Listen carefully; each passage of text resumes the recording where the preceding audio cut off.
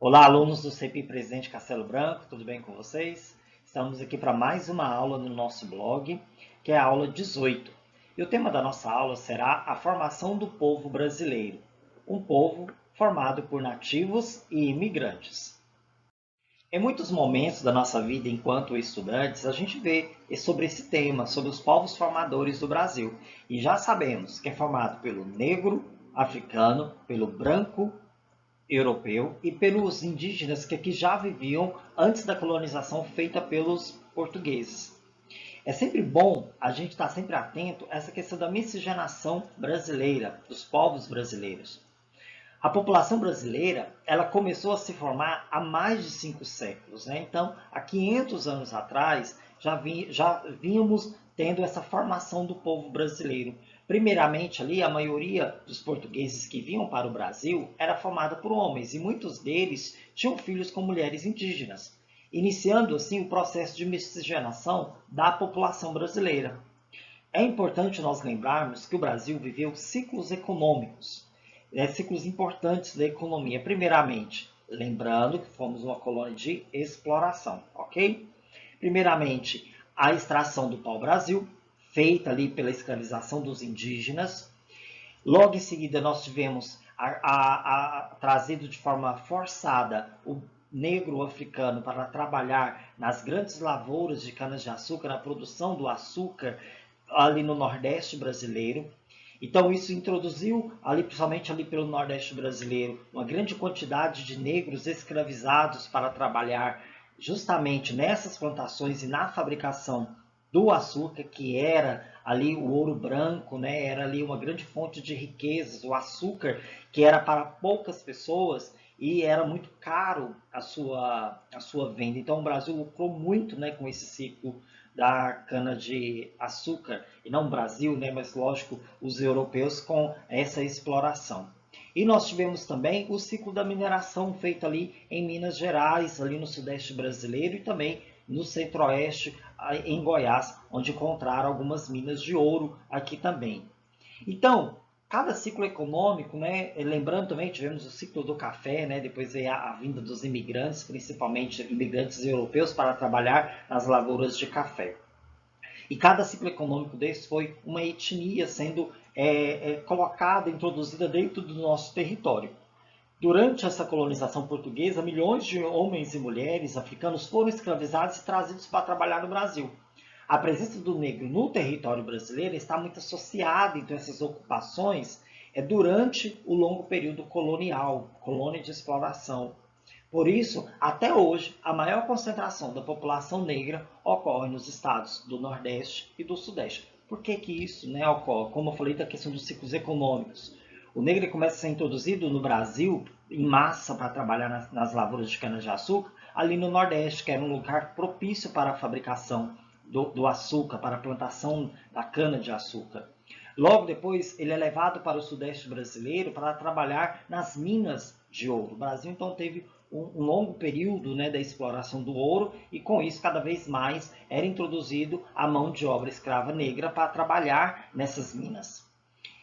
Outra questão também é as lavouras de café. O negro também ele vai trabalhar nas lavouras de café, mas quando ocorre a abolição da escravidão, vem também para o Brasil uma grande massa de imigrantes europeus para o nosso território para trabalhar nessas lavouras, ok? Então, a migração de africanos para o Brasil foi, portanto, uma migração forçada.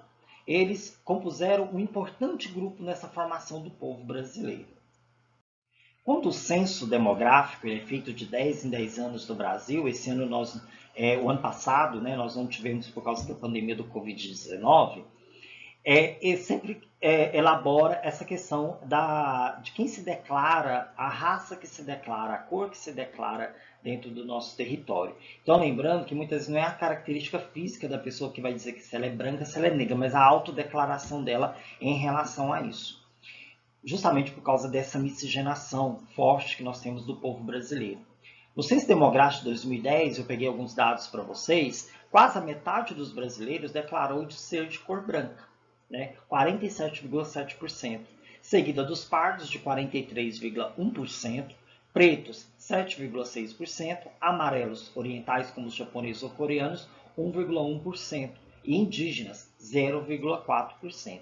Aí um detalhe, né? Orientais e japoneses e coreanos, professor, não era só o branco europeu, o índio, o negro?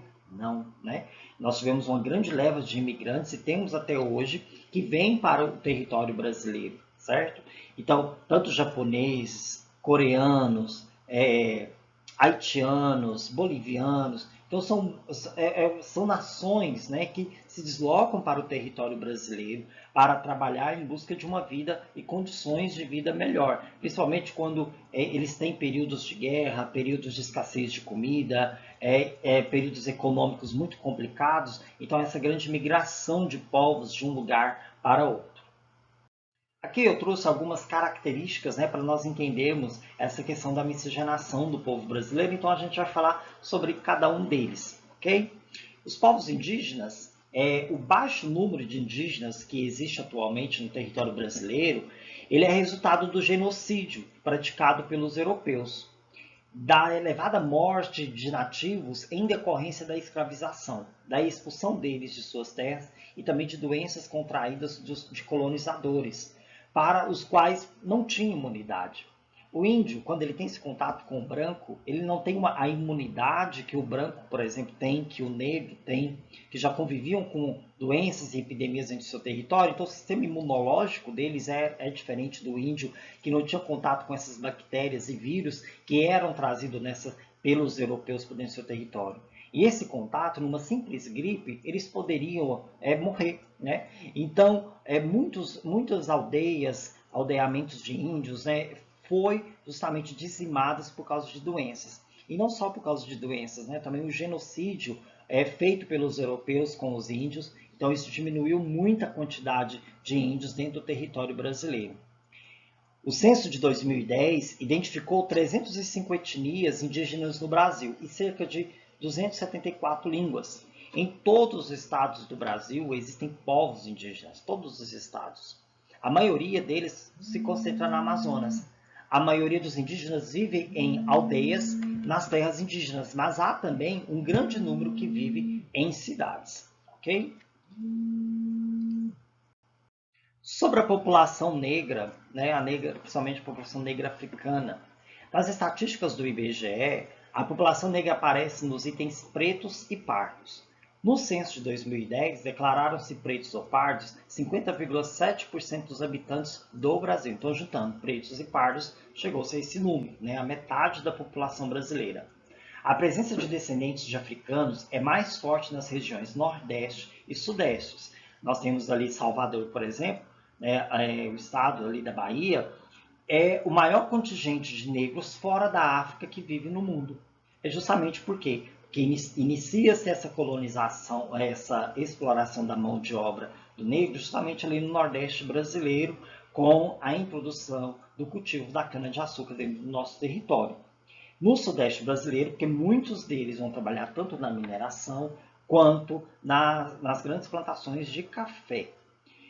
As áreas foram áreas que utilizaram, né, o trabalho do africano escravizado. Há desigualdades de condições econômicas, que é uma característica nítida da população brasileira. Nós somos uma população muito desigual economicamente falando, atinge de maneira particularmente a população negra.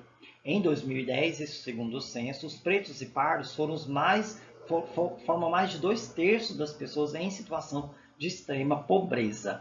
E há várias questões históricas que justificam isso, né? Principalmente quando ocorre a abolição da escravidão pela Lei Áurea, o negro ele não teve nenhum suporte, ele foi jogado à sua própria sorte na sociedade, enfrentando vários preconceitos, né? Tem a questão da terra, que eles não tinham direito à terra, não tinham direito a estudo. Então, muitos direitos, apesar deles serem livres, mas muitos direitos para que eles pudessem se ingressar na sociedade enquanto cidadãos, isso foi negado a eles. Por isso que muitos, até hoje, nós temos a consequência disso na nossa sociedade. Muitos dos jovens que morrem hoje vítimas de violência são negros. Muitas pessoas que morrem vítimas de falta de assistência de saúde são negros.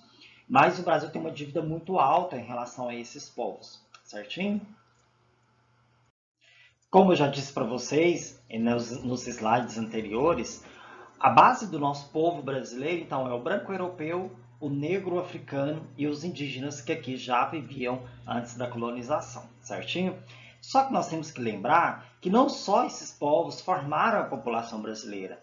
Essa miscigenação ela acontece sempre, porque vários imigrantes também europeus, né, e asiáticos, eles vieram para o nosso território. Essa imigração, ela acontece primeiramente ali no início ali do século XIX, no fim da metade do século XIX, sobretudo de portugueses, espanhóis, italianos e alemães que vêm trabalhar nas lavouras de café e também no início da industrialização brasileira, já que era uma mão de obra qualificada, porque lembrando das revoluções industriais, esses povos já tinham contato com indústrias e fábricas em suas nações de origem. Vieram também para o nosso território asiáticos, como sírios, libaneses, japoneses, chineses e coreanos. Se você for passear pelo Brasil, principalmente ali na nossa grande metrópole, nossa megalópole que nós temos ali, que é São Paulo, você tem comunidades de japoneses, você tem comunidades de libaneses. Aqui em Goiás, por exemplo, nós temos comunidades de italianos. Então, nós temos várias essas comunidades de imigrantes que vieram para dentro do nosso território. Atualmente, vem para o Brasil uma grande quantidade de imigrantes latino-americanos, que são os haitianos, os bolivianos, os venezuelanos. Então, você anda nas ruas, por exemplo, você vê pessoas de outras nacionalidades, né, principalmente latino-americanos aí atualmente, trabalhando em comércios nos setores, principalmente nos setores terciários, como comércios, ou até mesmo como autônomos, porque estão em busca de melhores qualidades de vida, do qual eles não encontraram dentro das suas nações, ok? Pessoal, então essa foi a nossa aula de número 18, espero que vocês tenham gostado. Se aprofundem nesse tema, já que nós estamos aí nessa preparação para um futuro Enem. Então procure se aprofundar vendo vídeos, lendo mais, fazendo as atividades que estão lá no blog, ok? Um grande abraço para você e até mais!